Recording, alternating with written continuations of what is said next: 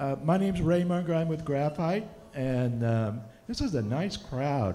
Yes, Thank you for coming. yeah.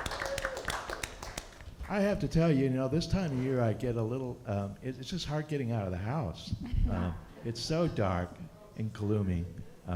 By March, I'm just done. So kudos to you for coming. It's going to be worth your time. I'm going to do two things. I'm going to tell you about two things. One is we're going to talk a little bit about what we're doing tonight. But I want to tell you first about Graphite, because that's where we're at. Graphite is just about 3 years old now. We're still sort of in our infancy. We're a new art center. We opened up in the spring, I believe, of 2022. Our mission is to be a creative space where people feel welcomed and inspired. Vision to make art accessible to everyone. And that is what we're trying to do. We have like 5 ways of doing that. One is we have a gallery space over here. If you haven't checked it out, check it out after the show, after the discussion. We usually focus on emerging artists and Northwest artists. Then if you look around here, we have rented studio spaces all around here. There's about, I don't know, it changes a little bit. There's about 12 artists that are in here working pretty much full time. We have what we call locker artists who have lockers over here, and they come in during the day and work. So it gets pretty busy here. We also do workshops and classes. If you go to the newsletter or website, you can read about those. We have school programs. We have started a program. We're working with 5 schools in the elementary schools in Bothell, or not Bothell, but Edmonds. And what we're trying to do, naturally, you always hear about the arts getting sort of the short shift with places. So we've got art cabinets for 5 schools. We've added supplies for all the schools. We have training for the teachers, basically teaching the teachers how to teach art. And then we have projects for the kids. And we have resources in terms of, we have training for the teachers, we have support for the teachers, and we have a show every year of the kids' work, which coincidentally is here 1 month from today. So those are some of the things that are going on. This place was founded, as I said, about 3 years ago by the one and only Mary Olson, who's way there in the back. Let's give her a hand.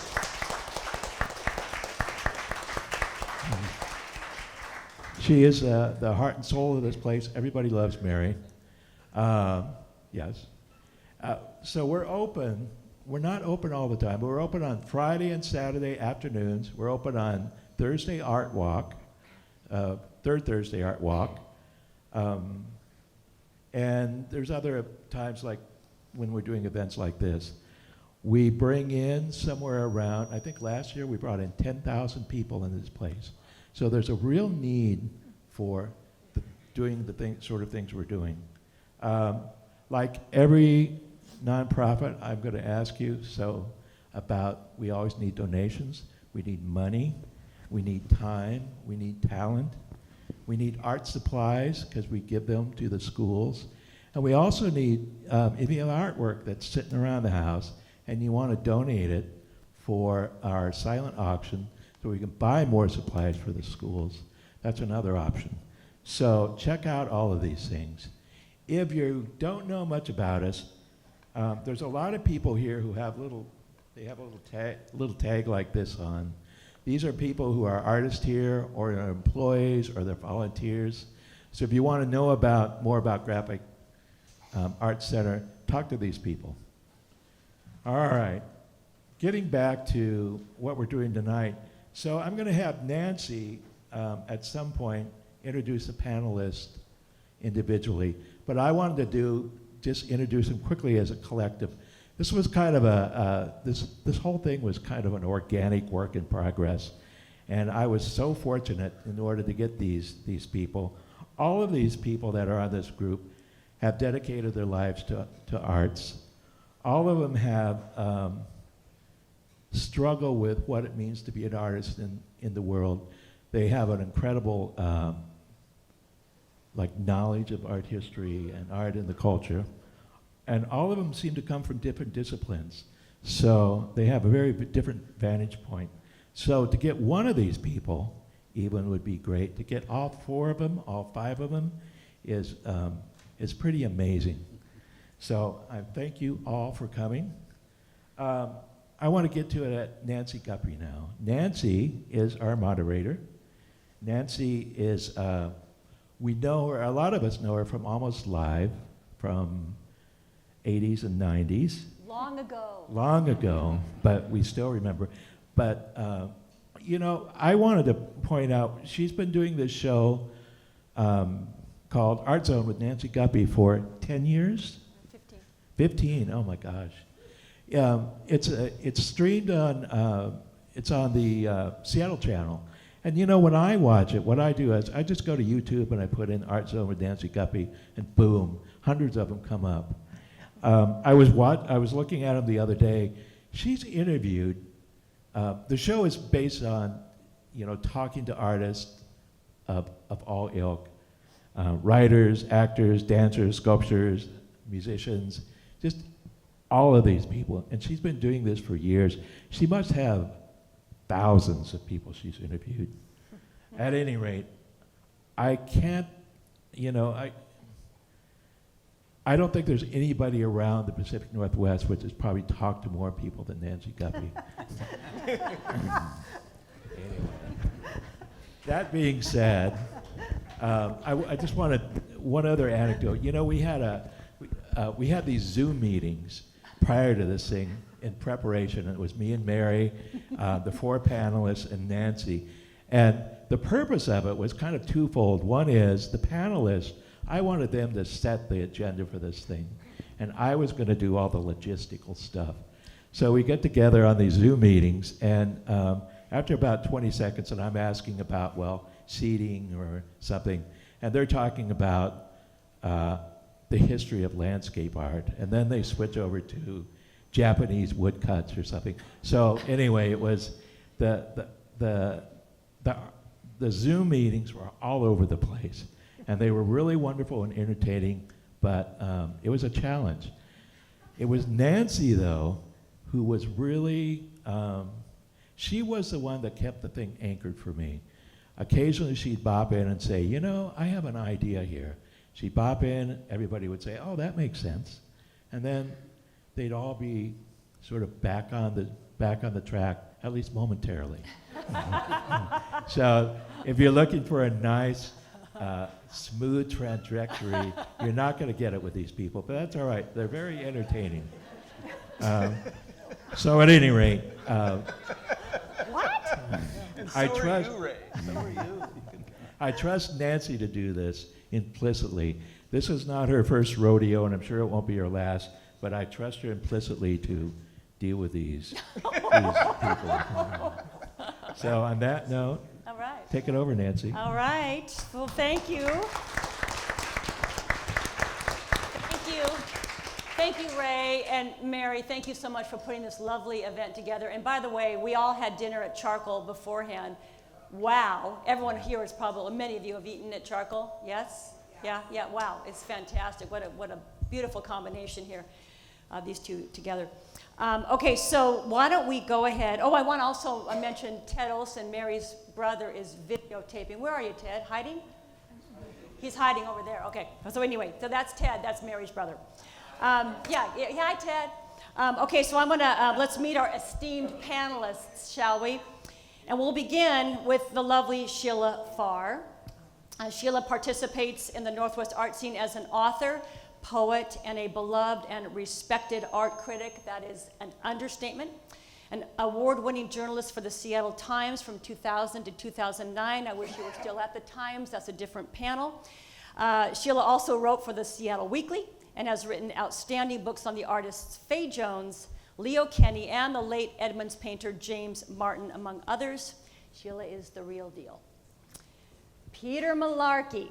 There he is. Grew up in Eugene, Oregon, and studied art history and painting at Reed College, Studio Cecil Graves in Florence, Italy, and as a conservation trainee in Chicago. Peter has worked as a painting conservator in the Seattle area since 1988. He fixed a painting for me. And he also, for our purposes, paints, usually the changing landscapes and atmospheres of the Olympic Peninsula, Washington, and the US West.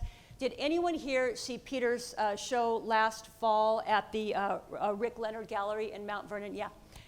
I'm just going to say I'm still pissed off that I didn't get that kitchen painting. That's all I'm going to say, okay? That's all I'm going to say. It was a great show.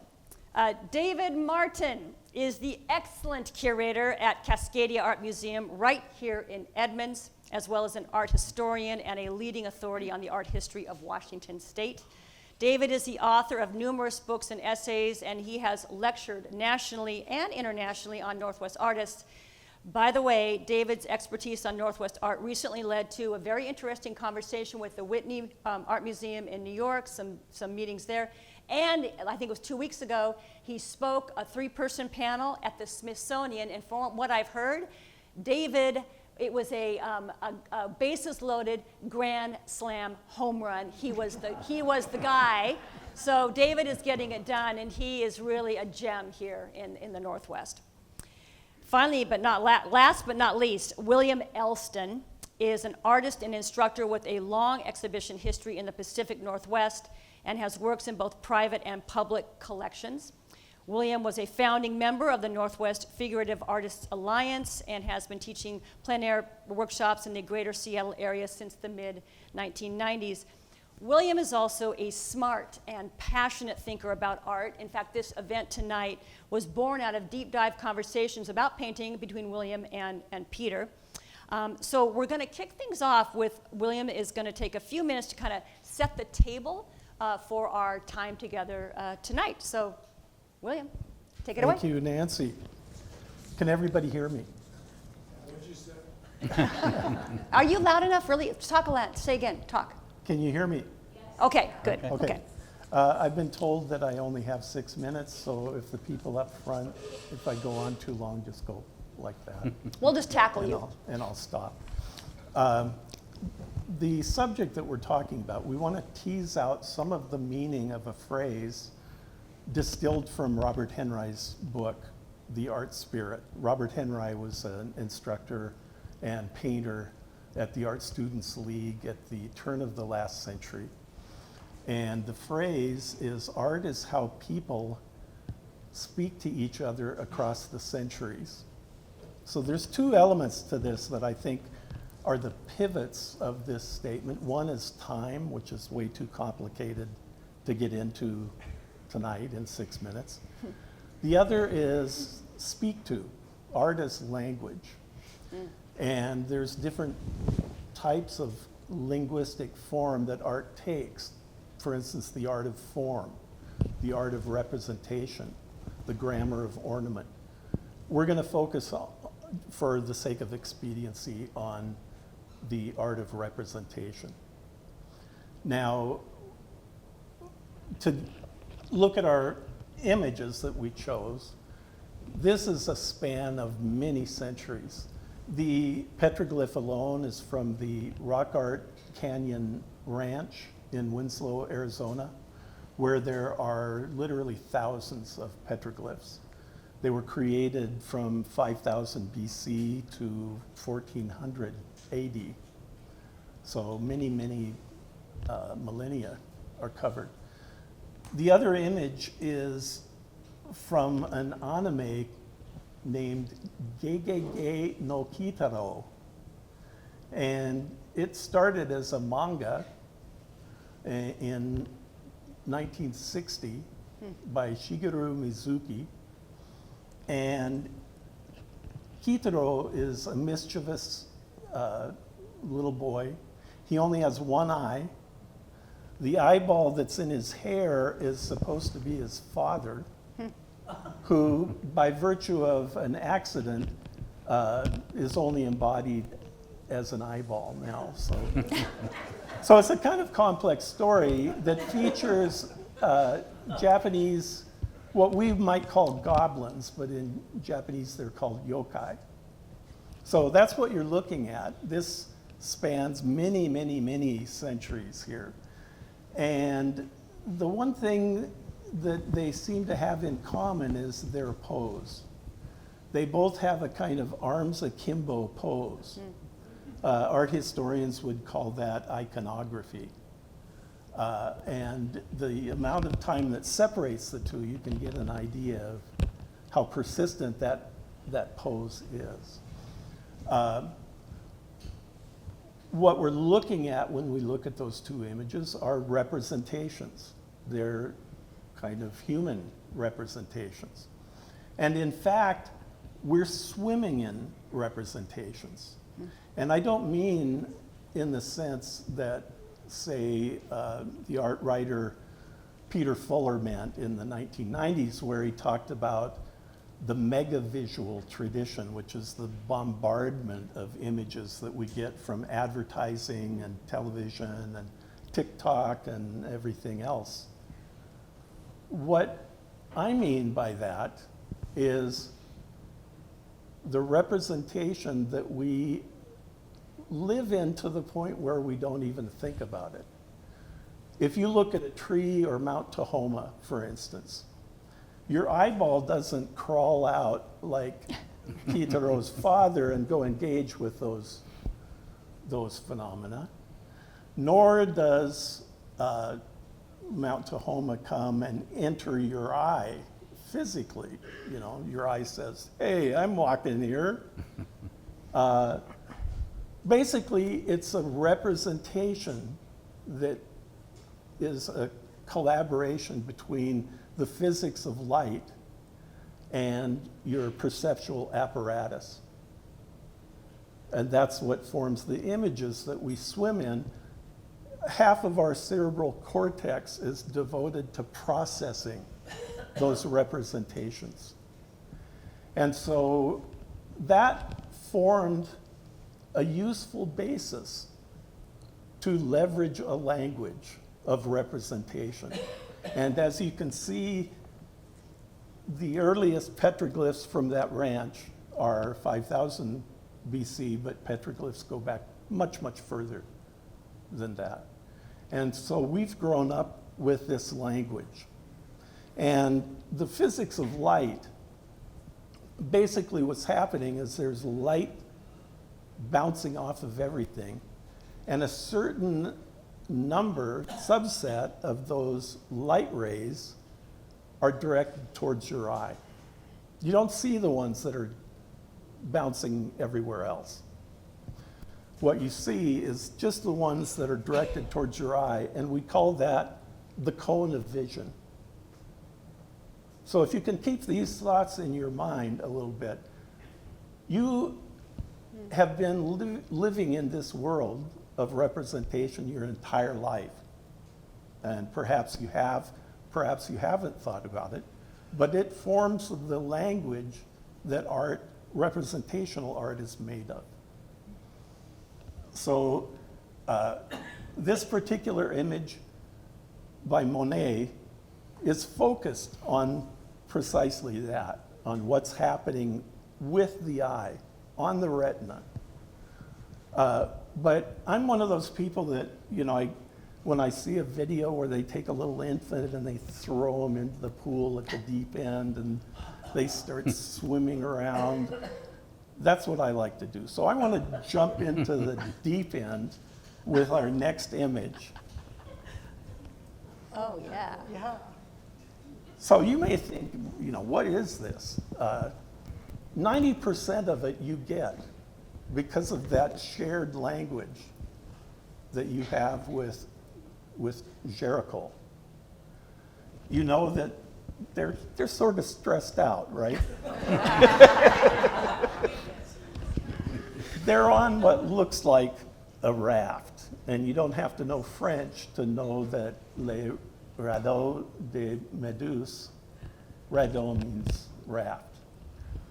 But there's other things that you can get just by looking at this image. We see two pyramids, structural pyramids in the composition. And the significant one is on the right. And you can see that these people are lifting this man up, who happens to be a black man. And he's waving a rag at a distant ship that they're hoping will come rescue them in the distance. So that much we get already. And if we need the other 10%, you can do what David does, which is bury yourself in a dank old library full of incunabula and microfiche. Or you can do what I do, which is go to Wikipedia. And you can find quite a bit about this painting. For one thing, it was done from an actual event, which was the Medusa, a frigate, a French frigate, ran aground off the shore of what is now Mauritania. And these people fashioned a makeshift raft. There were about 150 of them initially, and they spent 13 days on the ocean hoping for rescue. By the time that 13 days was up, there were only about 15 of them left. And they did eventually get rescued, but at the same time this was happening, this was like a year after Napoleon's defeat at Waterloo. And it was 3 years after the Russians handed Napoleon his arse on a silver platter. And there was a great deal of criticism of the official government at that time, and especially in this case of the French Admiralty, who they thought were incompetent to let this kind of disaster happen. So that's part of the 10% that you can see by reading up on it a little bit in common sources. In terms of the art, it kind of breaks with 3 different genres. The most obvious one is Romanticism.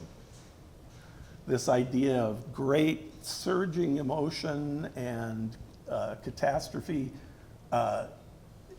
It could be an image of the condition of man, almost. Adrift on a raft, hoping for salvation.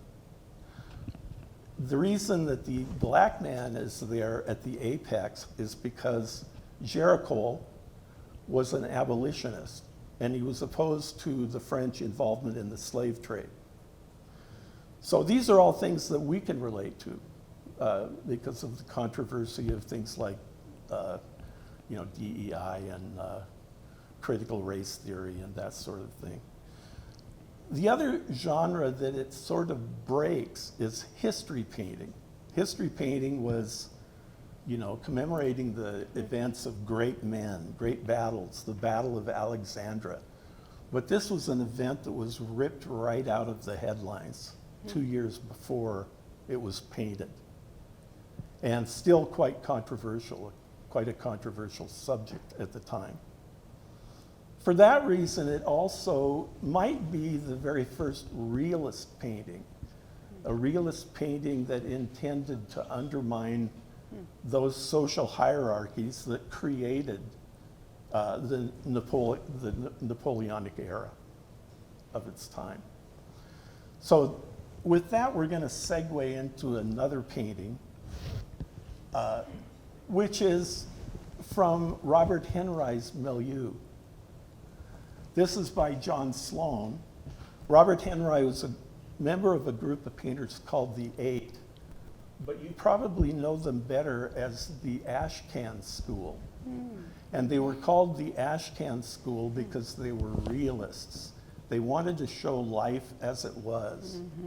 Up in Boston, there were American Impressionists that were painting women in white gowns with long tapered fingers and sipping tea and John Sloan was painting what were probably shopkeepers drying their hair on a rooftop. So that's kind of where realism comes into this picture, is that there's this thread, in other words, a conversation that runs from Géricault through Courbet, through the naturalists and writers like Émile Zola into the 20th century with painters like the Ashcan School, John Sloan, Robert Henry, William Glack, etc. If we can go on to the next slide. This is my last slide, and I threw it in there for a specific reason. Still thinking about the representational language that we all grew up with and know. We just don't think we do necessarily. Watashi wa Nihongo ga skoshi shika hanasumasen. I don't speak very much Japanese, but I can immediately understand what this painting means. And even more so because, like Kawase Hasui, the artist, we too live under a volcano. In his case, it's Fujisan. In our case, it's Mount Tahoma, the same mountain that was trying to crowd out our eyeball earlier. So anyway, I want to leave this there and see if we can tease more out of the meaning of this saying by Robert Henry, and maybe even bring it up to date a little bit. Great. Thank you. Thank you. Thank you very much, William. All right, so we're gonna have a bit of a conversation. I have a few questions the panelists will answer. They may interact some themselves. We're certainly going to reach out to you at some point. By the way, how many artists are here? And yeah, I figured, yes. Don't awesome. be shy. Don't, yeah. So yeah, along the way, when you have questions, this is not meant to be just like talking at, so this is very interactive as well. So I'm going to start out with Sheila. Yes. So for you as an arts writer, talking about how does art communicate? Well, hi everybody, and thanks all for coming. It's wonderful to see a big crowd like this. You know, my perspective as an arts writer goes way back. I've always loved the arts, many of the arts, and once when I was writing about the painter Fay Jones, I quoted T.S. Eliot, who said that good poetry communicates before it's understood. And to me, that is true of any of the arts. And I think that a lot of the greatest art never is really fully understood. We never feel like we figured it out.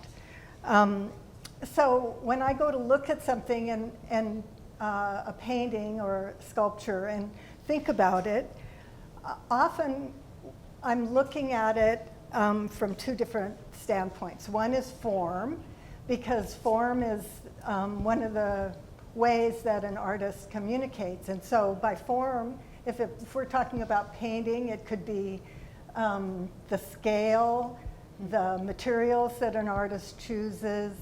It might be the colors, the composition, all of those choices that an artist makes about how they're going to present their idea. And the idea or the subject is the content. So form and content. And the content can be what Bill was talking about, representational art. It can be, it could be a specific narrative or a landscape. It could be a portrait of someone. It could be completely abstract. And if it's abstract, and many abstract artists will say, well, there is no subject here. This is just about the paint. But even if it's just about the paint, there's always content that's perhaps emotional content or psychological content. There's something that speaks to us subliminally from that artwork, or we wouldn't be looking at it, or we wouldn't be attracted to it. So there are those two ways of communicating form and content, and I always look to see how the form is supporting the content that an artist is trying to get across. And if it's a really good artist, those two things mesh together perfectly. That's not always the case, so sometimes the two will be fighting a little bit with each other. But I was thinking this morning, I was thinking about those two ways that art communicates to us and the subliminal messages we get from color or from form. And I started thinking that there's another way, because Bill had asked about how art communicates over time. And I started thinking about how context really changes the meaning of art and how art communicates. And the example that came to me was, how many of you know the Lenin sculpture, that's the statue that's now in Fremont? It's been very controversial.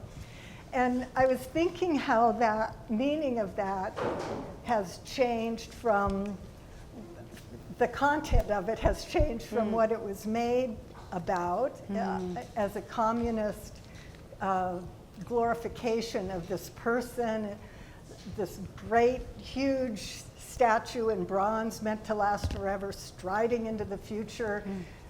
And then the government collapses and the statue collapses, and it's shipped over here to Fremont, where its hands are painted red, and it's dressed in funny things, and it's not in some grand square. And the whole way that that piece communicates has been subverted. And so it's now a completely different meaning. And so it made me start thinking context, as context changes over years and over centuries, from cave painting to anime, that the communication may change as well. That's fascinating. And of course, also when we bring our own stuff to anything we look at as well. So when I look at the kitchen painting I mentioned that Peter did, I bring a whole background of whatever that means to me, whatever you meant when you painted it, who knows? But I bring so much meaning to it as well. So, Peter, I've got a very, very simple question for you. Okay. Why do you paint? Ouch. Well, you know, we're all only here so many years with our eyes open, with the daylight on us, and then a break between with night. And I personally can't think of a better way to use my time than to keep on looking at it. And then I just happen to have this habit of making things, and I've done it long enough that I truly enjoy trying to transmit what I see and trying to wrap my paint around an image, the way the light is landing on it. That's a constant paradox, because there are a million ways and plus to render something. It's infinite. You know, a Turner painting of the Fighting Temeraire being retired, you know, the light around the diaphanous light around the ship is painted with paint that thick. The iron of the ship is translucent, gauzy black. You know, it's the antithesis of what's actually going on, and the iron is weighty and the air is vaporous. So to participate in that paradox again and again and again, and to keep wrapping paint around things in a different way, is fascinating to me. And it becomes a subject of surface itself, the surface of the painting itself. Oil paint is so translucent and contains so many optical possibilities that it's just like this molecule you can keep looking at in different ways, and it's infinite. So it doesn't matter how I paint a kitchen. I might paint it a different way the next time, and it'll be an entirely different experience for me. So it's a constant engagement with, it's like a Rubik's Cube that you never really solve. You just enjoy the play of it. what Sheila said about the form and content, and sometimes the way those dovetail, and sometimes there's a fight. Do you experience that as a painter? Yes, absolutely, absolutely. And that's the point where I need to get myself out of the way. And Get yourself out of the way? out of the way, yeah. And that is why, even though I do some abstract experiments, and some little sculptural things, most of my painting deals with representation, because that's when my own actual rational thinking shuts down. I join that zone that Robert Henry talks about, which is to release myself from time, release myself from thought, and I think that's what that Henry statement is. He's trying to point his students to the zone that we all talk about. Everybody talks about, oh, I was in a zone and I was in the studio for 8 hours and I didn't even notice.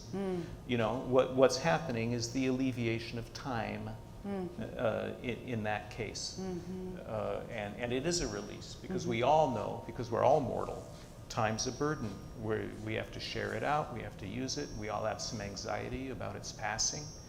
But when we're in a certain trance state or a fugue state, and it's not just art, it can happen when you're driving, happen when you're listening to music, but you go somewhere where you're not thinking about time. Wow. I don't think it's you. I think It's it's okay. me. All right. I was curious with the artist, do you experience that when you lose yourself? 8 hours, whatever, in the studio? It's like when you're a kid, right? When you are playing as a child, it's such a rare thing as an adult. But what a beautiful thing. May I add just one thing? You can add as many things as you like.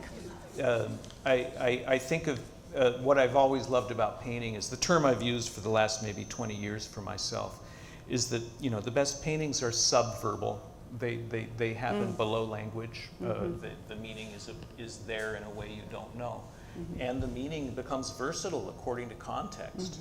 You know, a masterpiece remains one because of that silence and the record of the artist's absorption in their subject, and they're sharing that timelessness that they felt.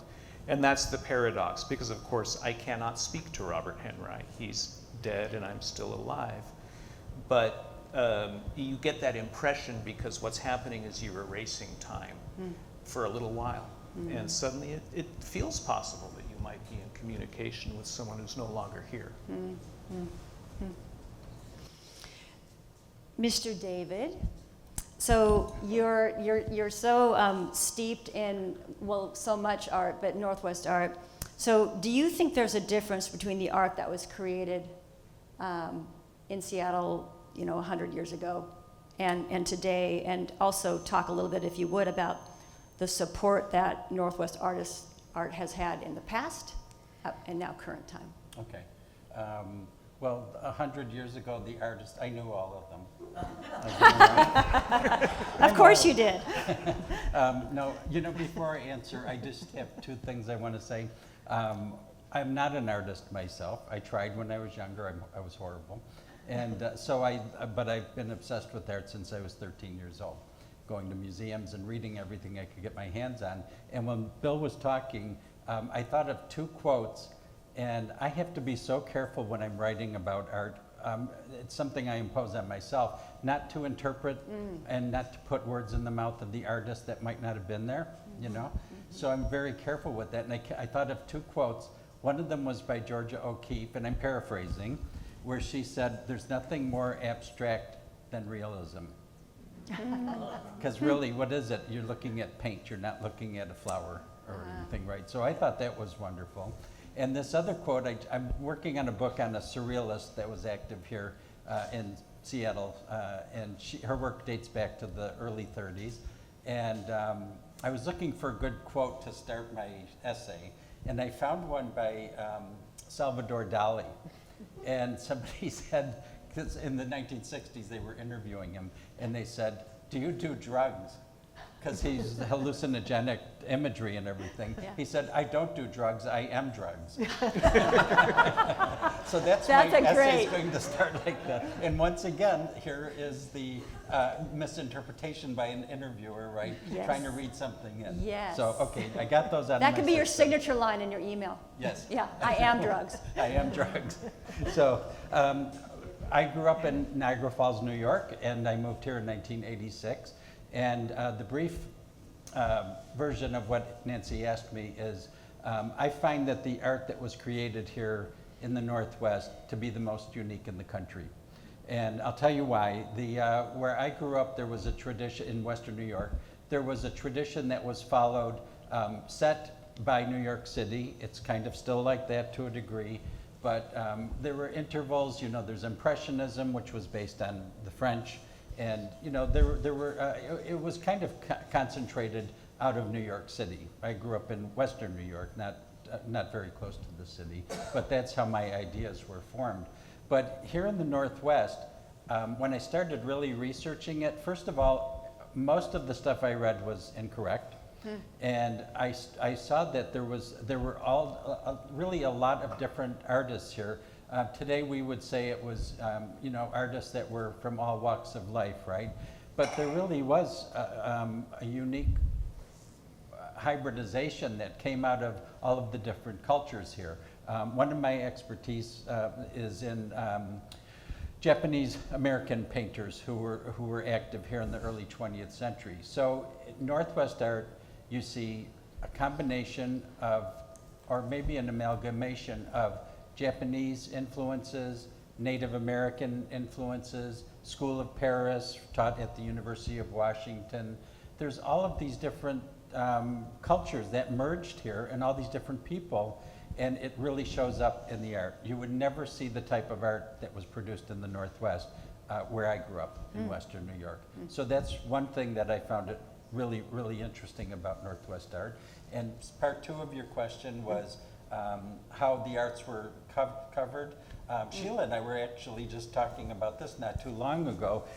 When I'm doing my research on early Northwest artists, it first started out with this horrific thing called microfiche. That I'd have to go to the library and turn these cranks, and then I would get. Right. You were right. I would get so sick after, you know. And back then, well, the UW Press, you can't put that photo in there unless you know, put the date, the exact date, who took the photograph. I remember one from 1935, and I was there for days, cranking this little stupid thing, and then I'd get sick from it. Well, things are different now. My research really started before the internet.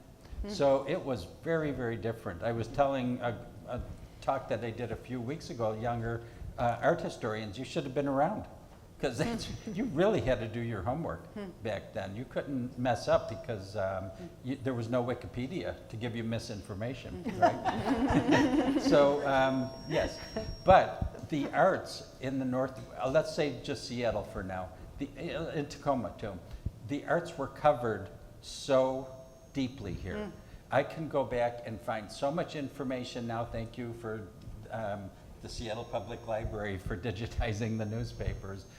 It's absolutely incredible. And some of the things that I found out because of this digitization of these, like some of you might knew Descending the Staircase by Marcel Duchamp. It was the big, controversial painting at the 1913 Armory Show in New York. Do you know that it came here? After that, it came here in 1915 and influenced a lot of the local artists. So because a lot of this work was covered, and artists were considered, a lot of times they were in the society pages or the culture section, whatever you want to say, and they were considered like big, important people in the community. And so everything, I mean, they would even cover like sometimes what the women were wearing. If they were going on vacation to go to paint in Eastern Washington, it was covered. Vanessa Helder and Dorothy Dolph Jensen are taking a trip to go paint in Eastern Washington. So, I mean, every single thing was covered. It's amazing. So these are some of my ideas about Northwest art. Brilliant, unique, but so understudied by the time I moved here in 1986.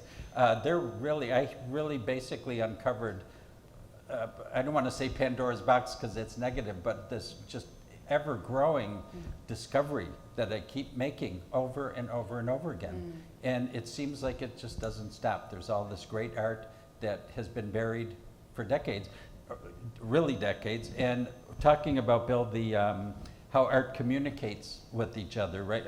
To us, right, as viewers over the centuries. The opposite side of that is how can we communicate with something that's in a basement? So that's why I feel what I do is important. I'm not an artist, but I feel bringing this back out into the public is important because then these artists can speak to a contemporary viewership. So. Yeah. What's the name of that show at Wing Luke right now? The three Japanese. Oh, sorry, you guys. I don't know where that's coming from. Ray, can we look into that, please?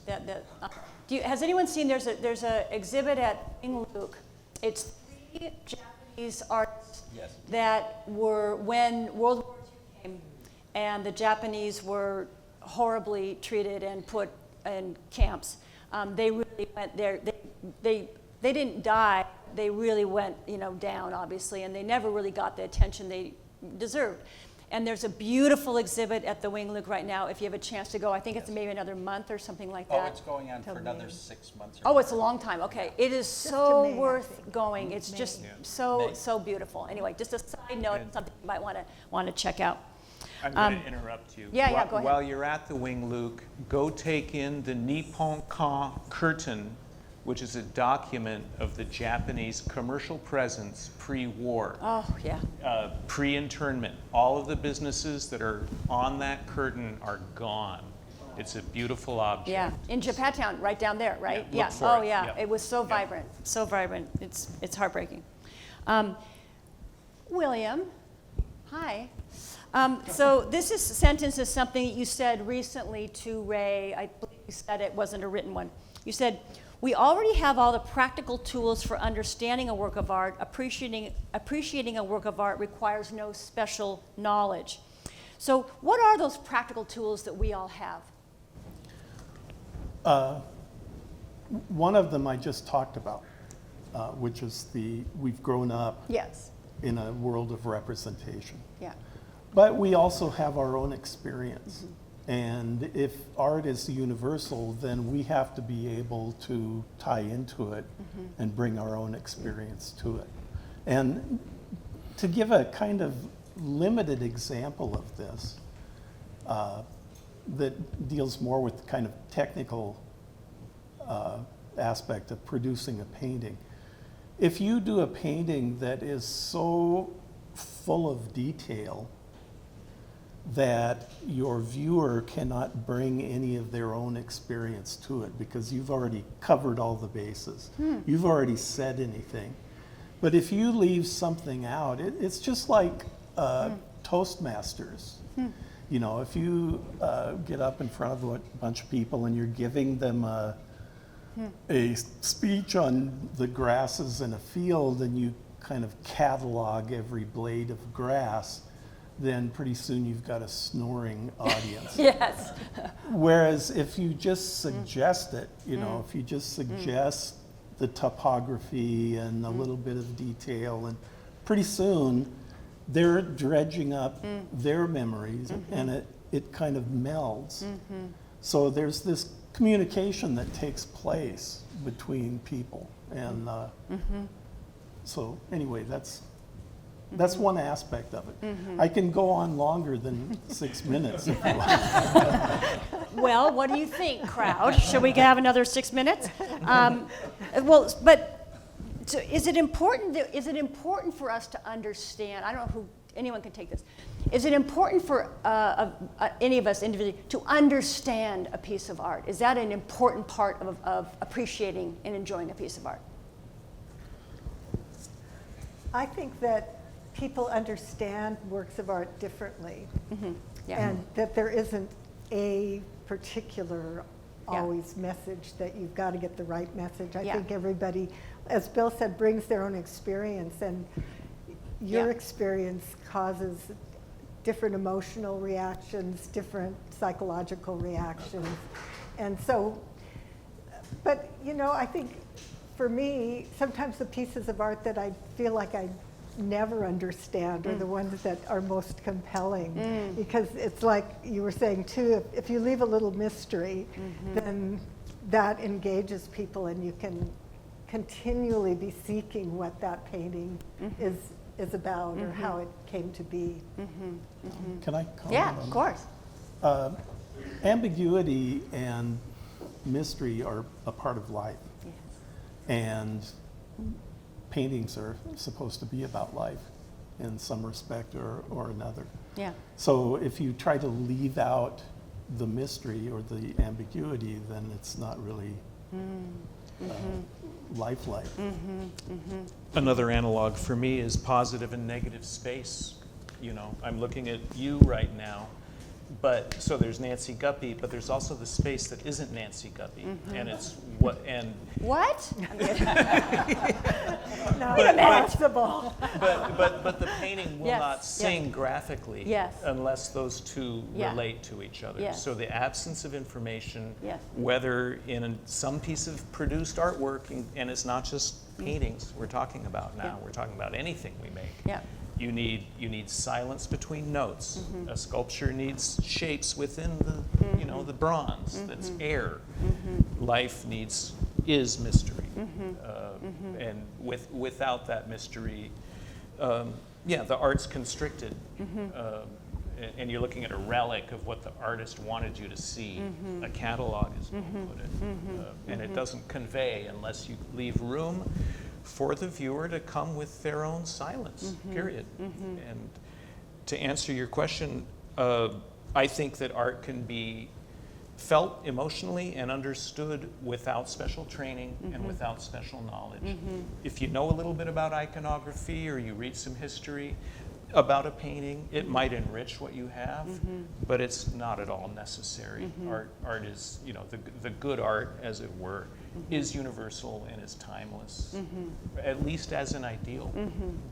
It is helpful sometimes to get some information about a background of an artist. Actually, it just somehow it's like, but it doesn't necessarily make the piece better or not.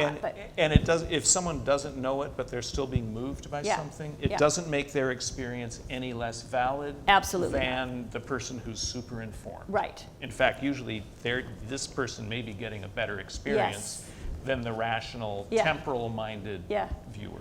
And the one who's trying to tell you how much they know about the painting.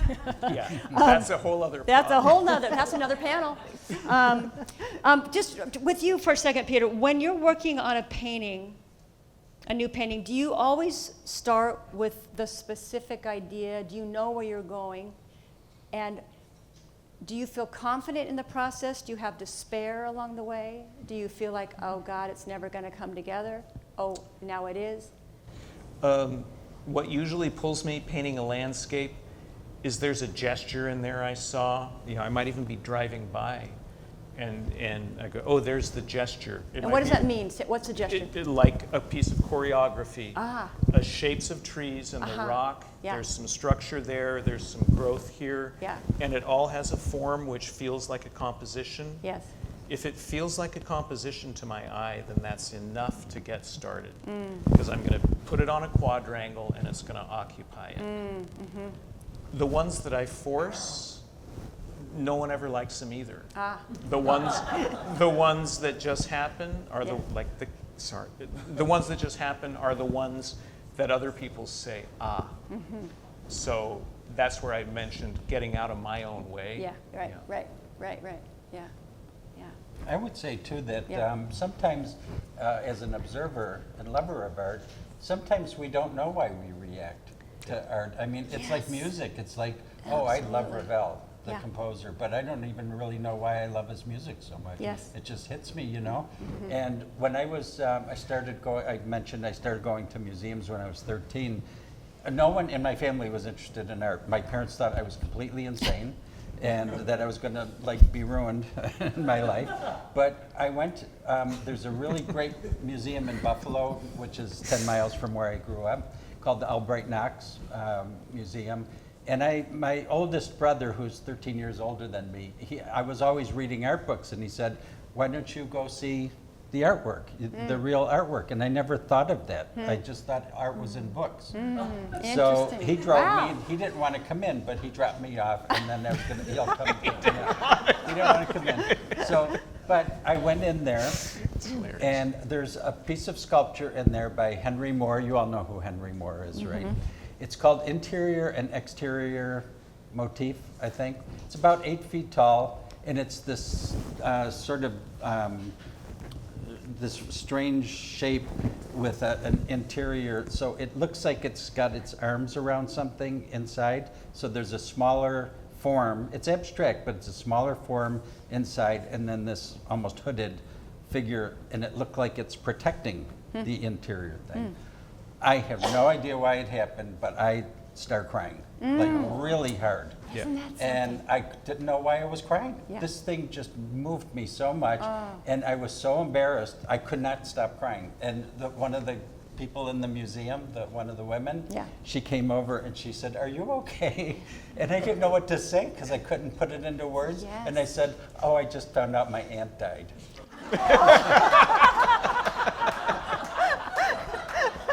Because I didn't know what to say. Perfect.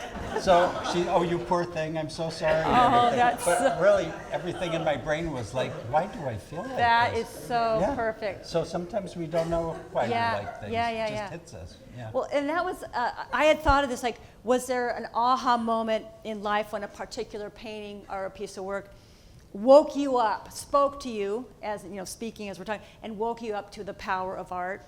And I actually, you know, others of you can speak, and if anyone here wants to speak to that, we'd love to hear from you too. If there's something what you saw in your life, whether it was young or it was last week or it was today, whenever, that you just kind of, it clicked, something clicked for you. It doesn't mean you became an artist at that point, but it grabbed you in some way. So anyone can answer that.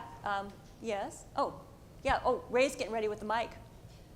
But as anyone's, please do. We'd love to hear from you. But would anyone else here like to also talk to that? Is there anything that you saw you remember that that snapped you? I'm thinking. You know, when I was in high school, I loved art. I studied dance and I was writing poetry. I was just crazy about anything creative. And I was working at this little gallery. I was volunteering on Saturdays at this little gallery called PNACA, Pacific Northwest Arts and Crafts Gallery, which was in Bellevue at the time. And it was sort of the catalyst for the arts and crafts fair that they had there. And I'm trying to think if there was one particular piece, but it was just being there in that gallery. It had beautiful ceramics, but there were also a lot of paintings, and I just remember soaking all of that in and thinking, wow, this is the world that, you know, that I belong in. And there was I'm trying to remember, there was a painter whose name was Kirsten. Do you remember him, David? And he was sort of he had gone Zen, and he had lived in Japan for a long time, and he was painting these sort of Zen paintings. You remember him, Peter? And I was really moved by those, but I can't tell you why. There was something, it was probably about the silence and the minimal imagery, and it just had this different feel from any of the other things that I was seeing. So I remember those. Yeah. Peter, yeah. Yeah, for myself, it was really late. You know, I was drawing since I was a little one and just never stopped. And even finding my way into painting was pretty much a rational process, and there was no one aha. It was frankly burdened, and I wasn't liberated. And it probably wasn't until I was in my late 30s that two paintings by Antonio Lopez Garcia, who's I think still alive, Spanish painter living in Madrid. He may have died by now, but I'm pretty sure he's still alive. Very, very, very realistic. But there were two paintings. One was just the image I saw of it, and all it is, it's a corner of his little garden. It's a ratty little weedy corner with an iris. It's in the shade, there's weeds. But I looked at it, and what I felt was this realist's Zen absence from what he was doing. And that's what gave me, it was like, aha. This weedy, dirty little corner, totally nondescript, carried his absorption, and that spoke. And then took a trip to Boston to go look at a show of his, and saw one of his landscapes. And if you don't know Antonio Lopez Garcia, please, there are few painters as powerful, I believe, in the 21st century still.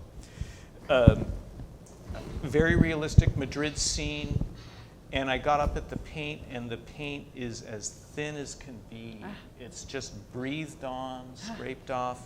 There's no labor there. All there was his own absence from himself. And again, that paradox of this very solid scene of Madrid under the heat, and then looking at the painting and seeing that it was nothing but little postage stamps of the thinnest paint. And that was another aha. But those didn't occur to me till late 30s, Later. early 40s. Yeah. I don't remember, but it was late. Yeah. You know, it's kind of interesting when you say there's no effort, or however you put that, right? Because there's a tremendous amount of effort, but somehow it's not showing. It's like a film, or a well-written book, or a choreographed dance. When the person who's created it isn't in front. They're not saying, it's not look at me, but they still put a tremendous amount of work into making it that, quote, simple. Do you know? Yeah. Well put. William. To get back to Robert Henright, Let's get back to him. he had a lot of pithy sayings. So this is related to Yeah. what you're talking about. Yeah. A work of art is the trace of a magnificent struggle. Did you ever hear that? A work of art is the trace of a magnificent struggle. I think that is spot on. And if you're looking at a painting, I mean, you understand a painting and its meaning, but there's also what's called its facture, its construction, basically. And there are clues that you can find in the painting that reflect that struggle. Pentimenti. Pentimenti means repentances. You can find pentimenti where the artist changed his mind in inscribing a line, or a big painting like the decline of Rome, or the Rome during the decadence. For instance, at the Musée d'Orsay, you can find so much pentimenti in that if you look for it. It's almost all pentimenti. But anyway. That's great. That's a wonderful quote. Sheila, you had mentioned, you've written a book about Faye Jones, and we did an interview with Faye recently are you familiar with Faye? Many people, yeah. So we did a story on Faye for Art Zone, and it was a beautiful story. And this is a quote from her, which I loved. She said, "I'm a master of staring into space, and I feel extremely fortunate that I grew up in a generation where that was perfectly all right. If you finished your schoolwork, you could just look out the window." I love that for many reasons, and I kind of want to take that and then ask the question, what does art ask of us as a person or as a viewer?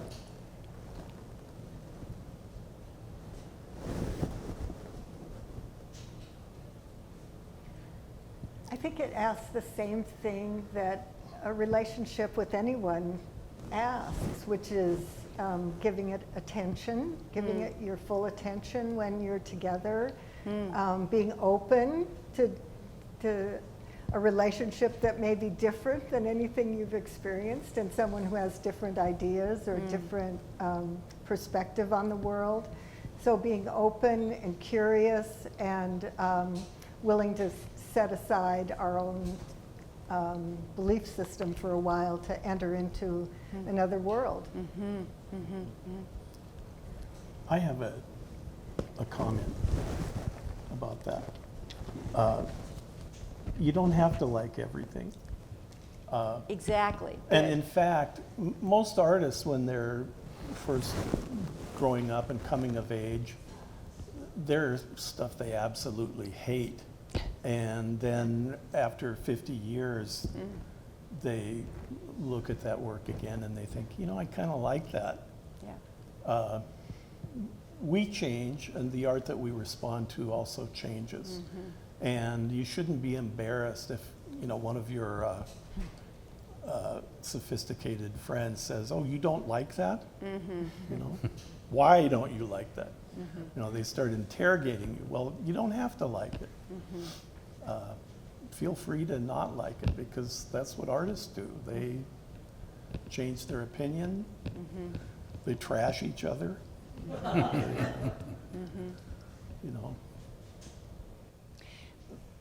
Yeah, it's for sure. I mean, there's many things that I don't like artistically, but kind of going with what you're saying, Sheila, is like figure out what don't you like, because I think sometimes I can see something and I'll have a very quick reaction. It doesn't matter what the piece is, and it's like, well, that's easy. Okay, you don't like it. But what is it that you don't like? I think that's an important question, and that's like looking, sitting, staying with it, being curious, being open, giving it time, attending. Giving it respect. Yeah, the aspect of, you could either call it compassion or high objectivity too. You know, it's a very subjective thing to turn away from a painting saying, I don't like it. Yeah, yeah. But it's a really good habit to give the painting the time to understand for yourself why. You know, never mind the positive experience Right. of what we're pulled to, Yeah. but I'll call it the rejection, or maybe the not seeing what's in the artwork. Yeah. It's really important to name to yourself, and potentially even name to your, you know, co-viewer, Yeah. you know, why you're turning away from it. Yeah. You know, and Yeah. so, and again, as a practicing artist, it's because so you can pay that forward into your own artwork Yeah. and make Yeah. more informed decisions. Yeah. There's a question. Oh, yeah, great. Oh, I have a comment because I've taken pottery, and I had a pottery teacher who had stuff in his kiln. He came out, he looked at the piece, he threw it into the bushes, and said, "This is garbage." And then he was like weeding the bushes. He picked it up, and then it kind of came like into a corner of his garden, and then he looked at it again, and thought, you know, it's got something to it. Eventually, it made its way into his house, in his kitchen. So when he does his dishes, he looks at this piece. And I've thought about that a lot. That's great. Make Yeah. something I hate. Yes. Yeah. Yes. Yeah. Don't smash it. I'll break it. Yeah. Change it. Yeah. Hold off on the smashing right away. Yeah. Oh, that's perfect. That's perfect. Yeah. I would say Yeah. too that don't be dismissive of art. Sometimes you might not understand it. Like I used to be in a rock band, and we traveled a lot. I was in my late teens, early 20s, and I loved art, and I wanted the guys that I traveled with in the band to like it too, but they didn't care about it. But I remember I got a little postcard of a Cubist work by Picasso, and the guitar player, who was my good friend, he said, "Why do you like that? It's stupid." You know, anybody can, a little kid can do that. Aha, And of so course. when I explained to him, you're looking at all different sides of the head of the figure. Yeah. And then it, like a light went on in his head. Really? And he understood it, and he said, "Oh, I didn't quite get that." And then he started liking art because he just dismissed it as being something stupid that any little kid could do. Yeah. And the other artist that I would say is Mondrian. I mean, Mondrian, you all know his graphic work, you know, his graphs and everything. Well, I liked it initially, but I liked it for just what it looked like. I liked the design and the colors and everything. But then when I found out he was part of the Theosophical Society, and he was reducing his landscapes into grids, it meant so much more to me. Oh, that's So nice, I feel, don't just dismiss something and think Yeah. you don't like it until you learn a little bit about it. Yeah. Yeah, William. So. Yeah. Robert Henright had a quote for that. Yeah. He said, "Don't get cheeky with the old masters. Oh, If they didn't have something, they wouldn't be old masters." wow. That's so great. That's great. Well, we had talked about okay, does anyone have a question out here that you'd like to ask? Anything at all? Yes. I like that you said that because I think we've all found ourselves in a museum looking at something and Yes. maybe thinking, is that working Or, Yeah. like, it's just blue, or it's blue with a tiny red dot. Yes. Or, but I do think that it's super important to think about why Yes. you're feeling that way. Yes. Yeah. Or, because I've been with people that are just like, that's not art, they turn around, they walk away, but it's in there, and it's in there for a reason. Yeah. And it came from someone, from somewhere. Yes. So it's kind of interesting, and like you said, you don't have to like it, you don't have to think it's beautiful, but it's there for a reason, so I like these. Yeah.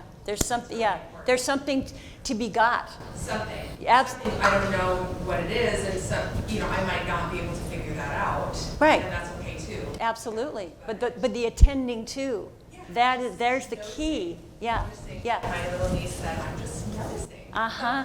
Yeah. Noticing. Yeah. Yeah. That's great. Thank you. Yeah. Yes. I just say feel free to dislike it, but dislike it quietly. As an artist, I'm always shocked when people say that sucks. Or Yeah. Yeah. keep it to yourself a little. Yeah. Keep the voice down a little lower when you're in front of the work. Well, that's the Vanessa Redgrave, I'll tell this really quick little story. Most of you know Vanessa Redgrave, right? She was young, she went to see a play, a Shakespeare. She comes home, her dad, Sir Michael Redgrave, I think, yeah, sits her down, gives her a plate of eggs, says, "What did you think?" And she said, "And I started in ignorance itself. I didn't like the accents, I didn't and his face got darker and darker. And then he said, never start with what you don't like. Anyone can start with what they don't like." What were they trying to do? What was the playwright trying to say? What was the director? It's like, look for what maybe works, and it's the same thing we're talking about. Like, attend to versus just going, nah, don't like it, turn away.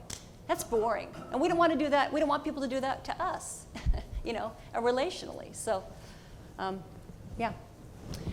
Okay, so let's see. What can we, well, I'll ask this one. Does art from a different time or culture present different challenges? Absolutely. Possibly mostly around, as one starting point would be the area of spatial perspective and scale. Okay. I didn't get much grip on Australian indigenous artwork. I saw themes and colors and patterning that clearly there was a coherence about them. Mm-hmm. But it wasn't until I began to read a little bit more about Australian connection between storytelling, landscape, and concepts of a dream time, and finally scale, where I finally saw that, oh, wait a minute, when I look at this thing on an entirely different scale, for example, I look at it from the standpoint of I can't remember what it is, it's a sugar worm or something, a sugar beetle, and I saw it from, this is painted from the point of view of the sugar beetle. And and if I say sugar beetle here, that sounds diminutive, whereas in that iconography and storytelling realm, cosmos, a sugar beetle is crucial to the survival of certain tribes. So we're talking about massive iconographic importance. And when I started seeing the paintings under a different perspectival regime, it was, okay. Yeah, but I had to get rid of my basically Western and European sense of scale and proportion, not to mention quadratic design. Yeah. And start to alleviate that, to approach someone else's inheritance. It got much richer for me. So, it's an example where I benefited by a little study. I was just going to say, yeah, that's a great example of knowing that something, enlightens, opens up, right? Big time. Yeah. And it was right about that time I had a dream myself wherein I was a maggot cleaning my way around clean flesh towards the sunlight. It was an amazing, Before beautiful or thing. after? Right about then. Wow. Were you reading Kafka? No. What did you say, I David? said, was he reading Kafka? Was he reading Kafka? No, Yes. It was the most disgusting and illuminating dream I've ever had, but it was actually really neat. It's actually a question about Dolly, were drugs in I was going to say, perfect. You are drugs. Yes, exactly. Yeah, exactly. I was drugs. At that night, I was drugs. Yes. Do any of you else have something to say about that? Like kind of, the culture and time make a difference? And no. Okay. I think just one thing that's in my head right now is a lot of my study has been about artistic reputation. Why is this artist famous and this one who's better, no, you don't even know who it is. I would just tell everyone to don't ever look at what art sells for. Oh, yeah. Ever. It's just the biggest lie, most of it. Artists are elevated, especially in my home state, New York. A lot of times work comes out that is just particularly targeting very wealthy people to buy this, and you have to have one. And you're not going to get one unless I put you on the list. And then that elevates the reputation falsely. So I would say don't pay any attention. You might see a painting over there for $25, and it might be just as good or better than something else. So don't pay any attention to the commercial market. I've got a fabulous landscape I bought for $75 at a garage sale. Yeah. Love it. No, I mean, Love you it. can, you can look at a piece of something rococo made out of beautiful gold. It's heavy, it's dense, it's very expensive. It was mined in some colony, incidentally, and crafted into something that, might not carry much meaning for me. Whereas someone else making something out of some crumpled cardboard and the right piece of weathered iron, and it has no value by that measure, but it's actually full of meaning. Yeah, and you're drawn to it. Yeah, so value itself really doesn't exist because in one realm, a piece of so-called junk carries great meaning, and this elevated thing is sort of dead. Are there any artists or specific painters that you are hot to trot for right now? You mean living artists? Yeah, living artists. Oh. Good one. I'll tell you, I have a friend that's a painter that I think she's brilliant. And her name's Aaliyah Chapin, and I've known her for quite a while. She's in her 30s. She was from Whidbey Island, and she started her career by doing these extremely scrutinized, realistic nudes of women that were older, like 60s, 70s, 80s years old.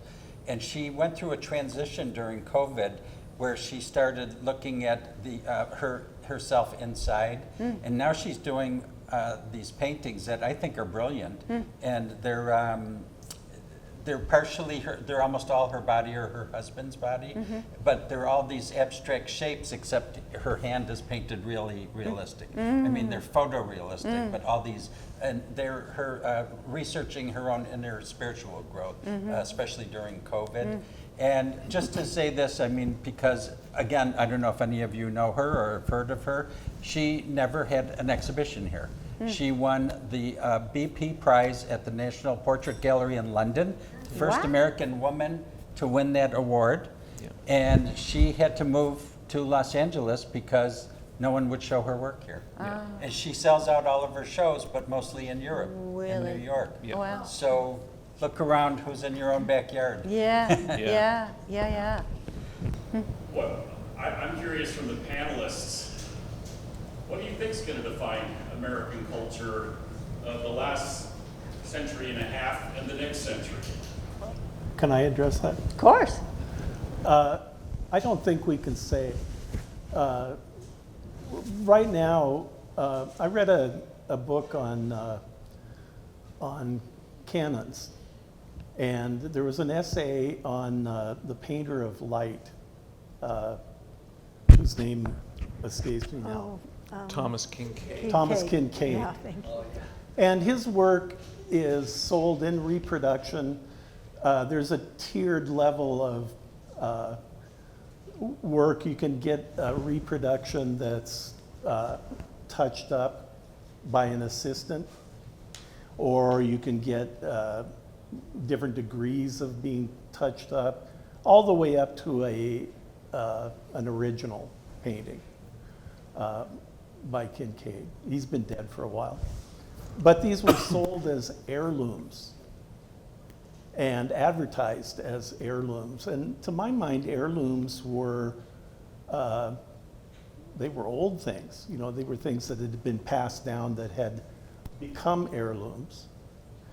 But what he's doing is not so much different than the galleries, the blue chip galleries that create a kind of historiography of the present, where, you know, work that's just been done in the studio 2 weeks ago is marketed as having a place in art history. If you've been around as long as I've been around, and you remember what was in those old art magazines 50 years ago, you know, probably maybe 20% or less has survived. And most of the other artists you would not even remember. And I'm not talking about, you know, the kind of artists that David is uncovering. I'm talking about artists that really weren't that exceptional when they were producing, but whose gallerists made a great deal of noise about. And, you know, sold a lot of work, and then you've got the inertia of great investment that props up those reputations. But we don't know today what the future is going to care about. What is specific Northwest art that's happening today? That's why we're having this conversation. Yeah, exactly. Period. Because I'll admit, I'm confused a little bit. So are we. That's why we're together here.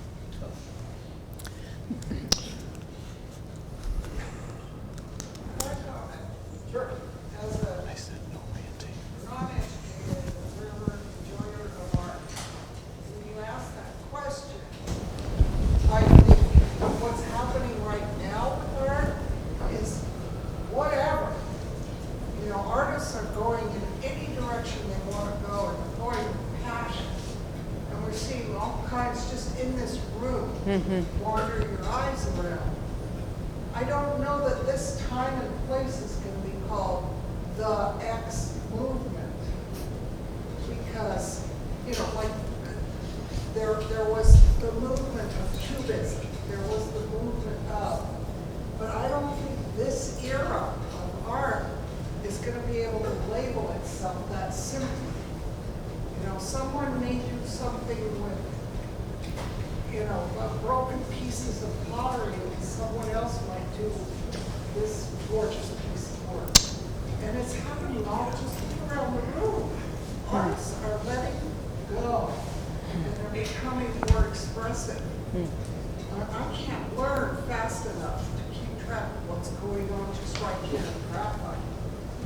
You know, so I don't know that we can pin it down. And I think it's good that you can't pin it down. Pardon? I think it's good that you can't pin it down. I agree. Because my thought on it is, I teach hand weaving. And I always tell my hand weavers, I go, what should I weave that will sell? And artists say, what should I paint that will sell? And people buy art because it makes their heart sing. Yeah, there you go. Some people buy it as an investment, which doesn't hold as an investment usually, unless you got really lucky. But if you buy a piece of art, or you create a piece of art that makes you happy, that's success. And if it made someone else happy, that's success. If it's not the Santa Fe look, and I know many of those artists up in Great Falls where you were this last week. I know a lot of them, and they went through a program that I also went through. And one of the things we were taught is if you love it, your love will reflect in someone else's love for it. Absolutely. Yeah, that's That's the guiding thing. That's the zone. That's the subverbal aspect. If you're participating in it, then it will carry through. Exactly. There's a huge difference between a relic and an artifact. An artifact has the capacity to communicate two ways in time. That's what we're talking about. An artifact relieves you a little bit so you feel like you're in contact with the person who made the thing. A relic is front-loaded. It's either something like an institution, or it might be a Western aesthetic movement, which is so codified, it's telling you everything it's about at the beginning, and it's telling you how to contemplate it. So personally, I see most Western art as relic, as opposed to an artifact that transmits both ways. And I think that if you're in contact with your zone, you're making artifacts, if you're lucky. You're not making relics. You're not telling people what to think. You're inviting them into a conversation. That's it. You're inviting them into the conversation. Exactly. And it's an honor to be part of that conversation. Yeah. Yeah, I wanted to actually thank you for making my point, because I had mentioned about art that sells for a lot of money and it may not be as good as the artists you mentioned, like was it Russell and Remington and everything? I love Remington, by the way.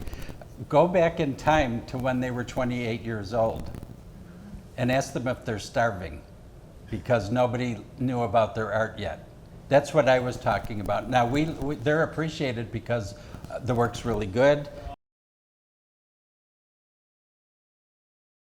There are some aspects of collecting and art patronage in the last, say, 75 years in our region, whereby most of the money and most of the attention has usually been guided by critics towards the New York market, and by and large, the New York market. And most Seattle collectors for the last 60, 70 years have been buying from markets that they get approval to buy from. And what's happened is that, on the whole, this region doesn't support its artists. Most artists most artists have to leave. Yeah, you'd like to see that change. Yeah. We'd all like to see that change. Yes. Well, yes, that's why yes. we're here. Yeah. Thank you. Okay. Yeah, I think it's time to, It's time, This was time to great. all go Thank home. you all so much. Bill Thank you, Elston, Sheila. David Martin, Peter Marlacki, Sheila Farr, Nancy Guppy. Thank you you. so much.